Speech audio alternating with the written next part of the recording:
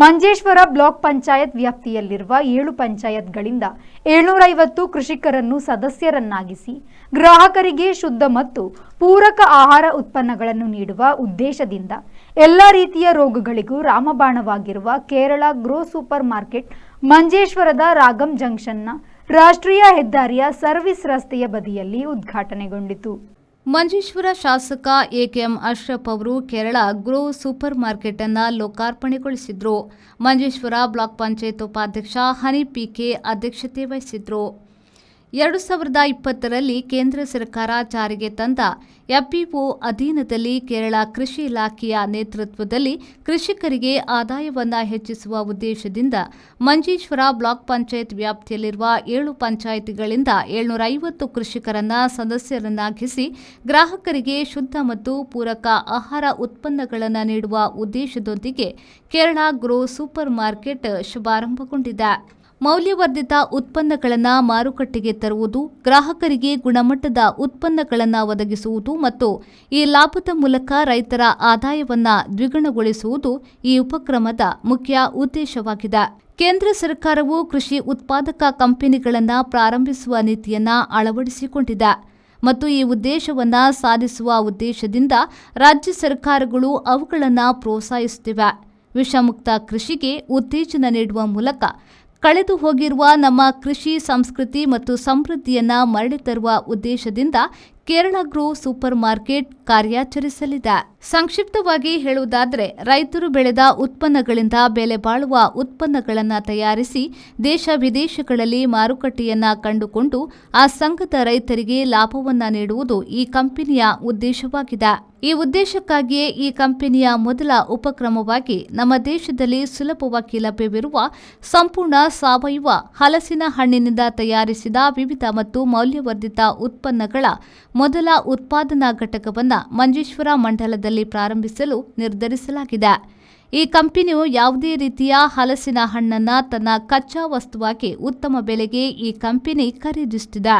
Kerala grow super market ಲೋಕಾರ್ಪಣೆಗೈದ ಮಂಜೇಶ್ವರ ಶಾಸಕ A K M Ashraf ಅವರು ಮಾತನಾಡಿ, ಬಹಳ ಸಂತೋಷದ ಕ್ಷಣದ ಕಾರ್ಯಕ್ರಮವೊಂದರಲ್ಲಿ ನಾನು ಹಾಗೂ ಪಂಚಾಯತ್ ಅಧ್ಯಕ್ಷರುಗಳು ಸೇರಿ ಹಲವು ಗಣ್ಯ ವ್ಯಕ್ತಿಗಳು ಪಾಲ್ಗೊಂಡಿದ್ದೇವೆ. ದಿನದಿನಕ್ಕೆ ರೋಗಗಳು ಹೆಚ್ಚಾಗುತ್ತಿರುವ ನಮ್ಮ ನಾಡಿನಲ್ಲಿ ಕೇರಳ ಕೃಷಿ ಇಲಾಖೆಯ ಸಹಕಾರದೊಂದಿಗೆ ರೋಗ ನಿರೋಧಕ ಶಕ್ತಿಯನ್ನೊಳಗೊಂಡ ನಾರುಗಳನ್ನೊಳಗೊಂಡ ಆಹಾರ ವಸ್ತುಗಳ ಮಾರಾಟ ಕೇಂದ್ರ ಆರಂಭಗೊಂಡಿದೆ.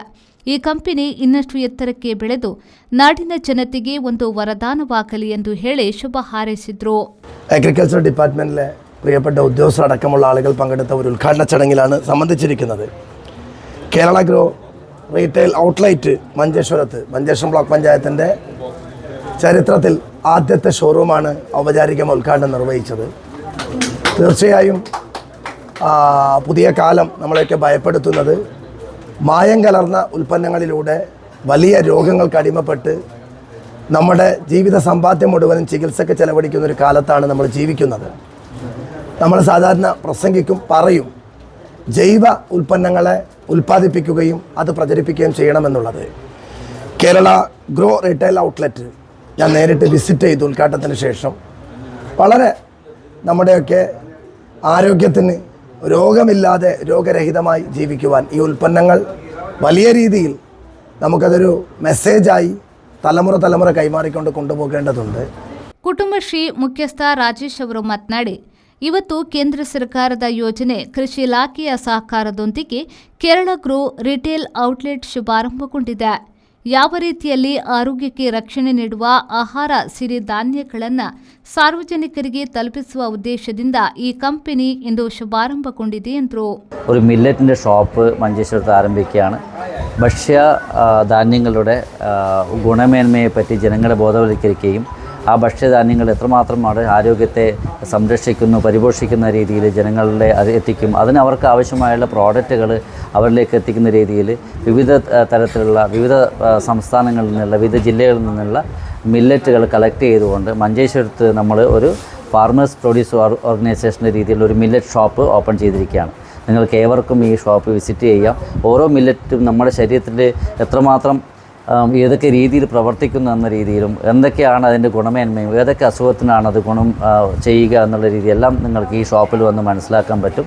അതുപോലെ തന്നെ മറ്റു ആയുർവേദിക പ്രോഡക്റ്റുകളും ഉണ്ട്. മില്ലറ്റിനെ കൂടാതെ തന്നെ നമുക്ക് നമ്മുടെ വയനാടിൽ നിന്നായിക്കോട്ടെ, കോയമ്പത്തൂർ, പാലക്കാട് എന്നുള്ള സ്ഥലത്തു നിന്നുള്ള ಎಲ್ಲಾವಿಧ ಪ್ರಾಡಕ್ಟ್ಗಳು ಈ ಶಾಪಲ್ಲಿ ನಮಗೆ ಲಭ್ಯമാണ്. ಮಿರಾಕಲ್ ಸೊಸೈಟಿಯ ಉಪಾಧ್ಯಕ್ಷ ಶ್ರೀಕುಮಾರ್ ಅವರು ಮಾತನಾಡಿ, ಇವತ್ತು ಶುಭಾರಂಭಗೊಂಡ Kerala grow super market Manjeshwar ಜನತೆಯ ಬಾಕಿವೆಂದೇ ಹೇಳಬಹುದು. ದಿನದಿಂದ ದಿನಕ್ಕೆ ಹೆಚ್ಚಾಗುತ್ತಿರುವ ರೋಗಗಳಿಗೆ ಮುಕ್ತಿಯನ್ನ ಕಾಣುವ ಉದ್ದೇಶದಿಂದ ಈ ಕಂಪನಿಯನ್ನ ಆರಂಭಿಸಲಾಗಿದೆ ಎಂದರು. നമസ്കാരം. ഇത് മഞ്ചേശ്വരംകാരുടെ ഒരു ഭാഗ്യമായിട്ട് കണക്കൂട്ടിയാൽ മതി. കാര്യം ഇവിടെ രോഗങ്ങളുടെ ഒരു അതിപ്രസരണമാണ് നമ്മുടെ നാട്ടിൽ നടക്കുന്നത്. നമുക്കൊരു വീട്ടിൽ ഒരു മാസത്തെ ബഡ്ജറ്റ് എടുത്ത് അറിയാൻ പറ്റും എത്രത്തോളം രോഗികൾ ഇവിടെ ഉണ്ടാകുന്നു എന്നുള്ളത്. നമ്മുടെ ഏറ്റവും വലിയ സാമ്പത്തികത്തിൻ്റെ ഏറ്റവും വലിയൊരു ചോർച്ച ഉണ്ടാകുന്നത് ഈ രോഗത്തിലൂടെ നമ്മൾ നഷ്ടപ്പെടുന്ന പൈസയാണ്.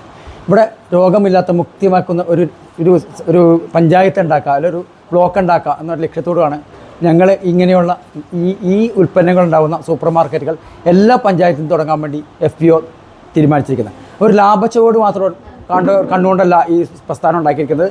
ജനങ്ങളിലേക്ക് വിഷമില്ലാത്ത നല്ല വസ്തുക്കൾ ജനങ്ങളിലേക്ക് എത്തിക്കുക എന്ന ഒറ്റ ലക്ഷ്യത്തിന് മാത്രമാണ് ഞങ്ങൾ ഈ പ്രസ്ഥാനം തുടങ്ങിയിരിക്കുന്നത്.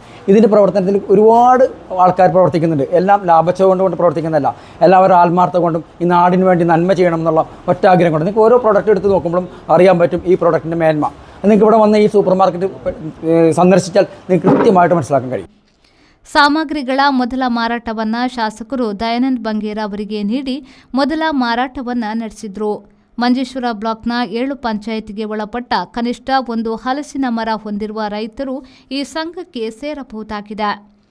ಕೇರಳ ಗ್ರೂ ಸೂಪರ್ ಮಾರ್ಕೆಟ್ ತನ್ನ ವ್ಯಾಪಾರದಲ್ಲಿ ಗ್ರಾಹಕರ ಆರೋಗ್ಯವನ್ನ ಮುಖ್ಯವಾಗಿ ಪರಿಗಣಿಸಿದ್ದು, ನೈಸರ್ಗಿಕವಾಗಿ ಬೆಳೆಯುವ ಸಿರಿಧಾನ್ಯಗಳನ್ನು ಬಳಸಿಕೊಂಡು ವಿವಿಧ ಆಹಾರ ಉತ್ಪನ್ನಗಳನ್ನು ರುಚಿಕರವಾಗಿ ಮತ್ತು ಆರೋಗ್ಯಕರವಾಗಿ ತಲುಪಿಸಲು ಪ್ರಯತ್ನಿಸಲಿರುವುದಾಗಿ ಸಂಬಂಧಪಟ್ಟವರು ಮಾಹಿತಿಯನ್ನ ನೀಡಿದರು.